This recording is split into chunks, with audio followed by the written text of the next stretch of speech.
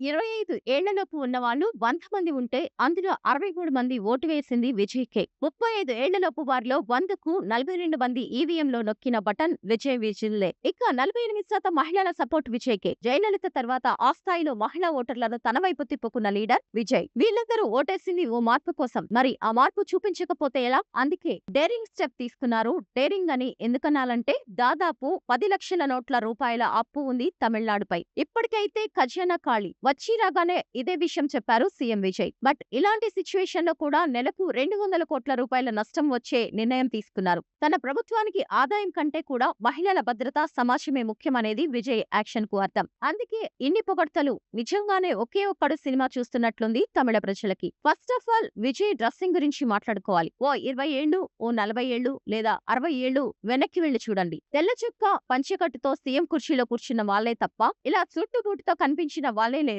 తాను పాతకాలపు రాజకీయ నాయకుడిలా కాకుండా రాష్ట్రానికి ఒక సీఈఓగా ప్రవర్తించారు. Optics very important. అది పాలిటిక్స్ లో అయినా సినిమాల్లో అయినా కనిపించే విధానమే మనమేంటో చెబుతుంది. మళ్ళీ అదే పంచె కడితే ఇక తానేం కొత్తగా చేస్తున్నట్లు. ఎన్నికల ముందు విజయ్ టార్గెట్ చేసిందే యూత్ ఓటర్లను. పడిన మెజారిటీ ఓట్లు కూడా యూత్వే. సో సూట్ ధరించడం ద్వారా తాను ఒక మోడర్న్ అండ్ గ్లోబల్ విజన్ ఉన్న నాయకుడినని, పాత రాజకీయాలకు ఇక ముగింపు అనే సంకేతం ఇచ్చారు.